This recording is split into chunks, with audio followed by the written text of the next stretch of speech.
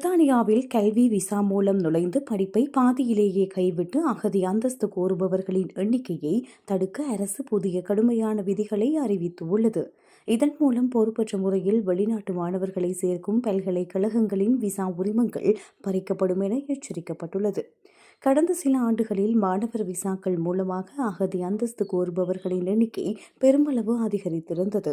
ஆனால் தற்போது எடுக்கப்பட்ட தீவிர நடவடிக்கைகள் காரணமாக கடந்த ஓராண்டில் மட்டும் மாணவர்களின் அகதி விண்ணப்பங்கள் 30% வரை குறைந்துள்ளன. மேலும் ஆப்கானிஸ்தான், சூடான் உள்ளிட்ட சில நாடுகளுக்கு விசா தடைகளும் விதிக்கப்பட்டுள்ளன. மாணவர் விசா வழங்கும் பல்கலைக்கழகங்களை முறைப்படுத்த புதிய தகுதி மதிப்பெண்கள் உயர்த்தப்பட்டுள்ளன. அதன்படி விசா மறுப்பு வீதம் 5%க்கும் கீழ் இருக்க வேண்டும். படிப்பில் சேருவோர் வீதம் 95%ஆகவும் படிப்பை முடிப்பவர் வீதம் 90%ஆகவும் உயர்த்தி இலக்கு நிர்ணயிக்கப்பட்டுள்ளது. இதன் தொடர்ச்சியாக எதிர்வரும் 2027ஆம் ஆண்டு கோடைக்காலம் முதல் டிராபிக் லைட் என்ற புதிய தரவரிசை முறை அறிமுகப்படுத்தப்படவுள்ளது. இதில் சிவப்பு குறியீடு பெறும் பல்கலைக்கழகங்கள் மாணவர் சேர்க்கையில் கடுமையான கட்டுப்பாடுகளை எதிர்கொள்ள நேரிடும். 12 மாதங்களுக்குள் தங்களது நடைமுறைகளை சீரமைக்க தவறினால் வெளிநாட்டு மாணவர்களை சேர்க்கும் உரிமையை அவை முழுமையாக இழக்கும்.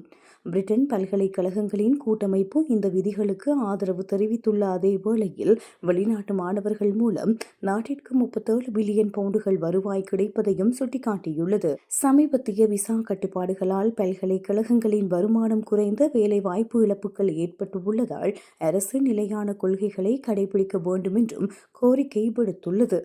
முறைகேடுகளை தடுக்க விசா காலம் முடியும் நிலையில் உள்ள 3,06,000 மாணவர்களுக்கு உள்துறை அமைச்சகம் ஏற்கனவே எச்சரிக்கை விடுத்துள்ளது.